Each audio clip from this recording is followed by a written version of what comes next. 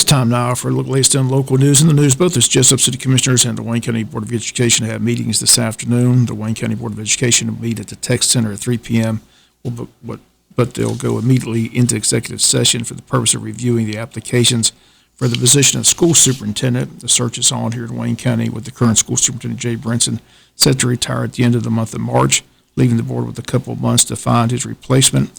29 applications in all to go through. The board has hired help from the Georgia School Board Association to help them with the process. Chairman Nick Ellis says they hope to have the list of applicants narrowed down to the final three by February 26th. At that time, those three names have to be made public, and then the interview process of those three candidates will begin. Eventually, the announcement of a new school superintendent for Wayne County. Once again, the process underway this afternoon. Executive session to begin viewing the applications that the school system has received. Again, that meeting is set to begin at 3 p.m. today at the Tech Center. In other school news, the weekly COVID chart has been released for the week of January 11th through the 15th, and it shows 15 positive cases among students for that week and 12 positive cases among employees for that week. A lot of quarantine going on in the school system. Again, there are 5,056 students in the Wayne County school system, 4,605 traditional on-site learners. They had 15 weekly positive COVID cases, 97 quarantined for possible exposure. COVID cases: 1 Martha Raw Smith elementary student, 1 Jesup elementary student, 1 Odom elementary student, 5 Martha Puckett middle school students, 7 Wayne County high school students.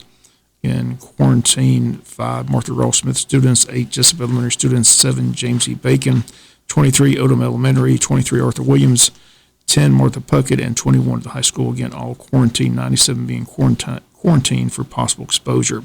As far as the employees, 840 employees in the Wayne County school system, 12 weekly positive COVID-19 cases, 2 at Martha Raw Smith Elementary, 1 Jesup Elementary, 3 James E. Bacon, 2 Martha Puckett, 1 Wayne County High School, 1 transportation, 1 maintenance, 1 food service employee, 32 quarantined for possible exposure, 6 at Martha Raw Smith, 4 Jesup Elementary, 9 James E. Bacon, 2 Odom Elementary, 3 Martha Puckett, 4 Wayne County High School, 2 transportation, and 2 Board of Education employees. Again, the director of 6 through 12 Curriculum Instruction, Reggie Burgess, releases these stats every week. Again, these are the stats for the week of January 11th through the 15th. Jesup City Commissioners also meet today. They're going to meet in a virtual meeting today, though, at 5 p.m. On the agenda under old business is approval of the cemetery maintenance contract with City Attorney Michael Connor. Under new business, the November and December 2020 financial statements, the solar array project report with the wastewater treatment plant supervisor Patrick Martin, approval to request to bid a new work truck with wastewater treatment plant supervisor Patrick Martin, awarding a bid for a sanitary sewer manhole rehab with water department supervisor Anthony Crawford, approved for the call for the city election, as the city of Jesup has elections this year. Also approved of the Wayne County Joint Comprehensive Plan resolution, discussion of board appointments, items with the city manager, items with the commissioners, items with the mayor. All that today at 5 p.m., but against a virtual meeting with the city commissioners. We'll be back with more news after this word from our sponsor of the commercial messages, so please stay tuned. In other news, GBI Wayne County Sheriff's Department still investigating that shooting which occurred last week. Again, law enforcement asking if anyone knows anything about the fatal shooting last week of 31-year-old Jerry Davis, which occurred at his residence at 2965 Oglethorpe Road. You're asked to call the Wayne County Sheriff's Department at 427-5970 or the GBI at 912-729-6198. Officers received a call last week to that residence in regards to shots being fired. When they arrived, they find Jerry Davis deceased, shot to death in his own residence. So far, no arrest. The case is still under investigation by the Wayne County Sheriff's Department, GBI. Again, they state if anyone knows anything about the shooting death, please contact the Sheriff's Department. Again, the number 427-5970. Again, the first murder in Wayne County in the year 2021.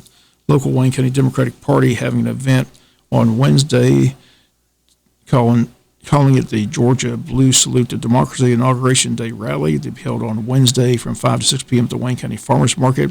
They state the event will celebrate democracy, the inauguration of Joe Biden and Kamala Harris.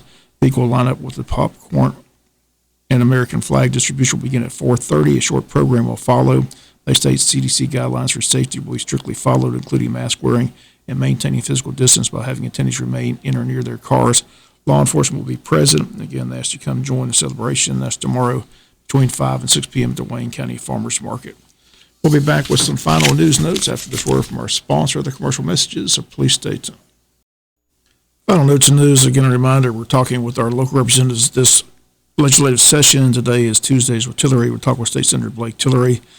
Again, get his thoughts on the governor's State of the State address, other issues up for discussion this session. The governor has endorsed significant reforms to the state citizens arrest law, more than a 150-year-old statute that came under criticism after the shooting death in Brunswick of Almond Arbery. Governor also has proposed a one-time $1,000 payment to public school teachers and education workers. The pandemic continues to remain a focus of this session, and there is already talk of suspending the session if the pandemic numbers continue to rise among legislators.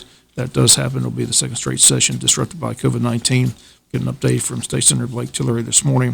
The report is that 9 people connected to the Senate, including senators and staff, aides, and interns, have already tested positive. That includes Majority Leader Mike Dugan. House has not updated their numbers, but House Speaker David Ralston on Monday said 3 or 4 House members had tested positive as well. Both chambers have required their members to be tested twice a week. Masks are required on the House and Senate floors. Their use is the hallways is strongly encouraged as well. Once again, State Senator Blake Tillery today on the world famous Butch and Bob Show. That's going to do it for latest in local news. Sports comes your way in a few minutes. Bob Morgan, have a great day.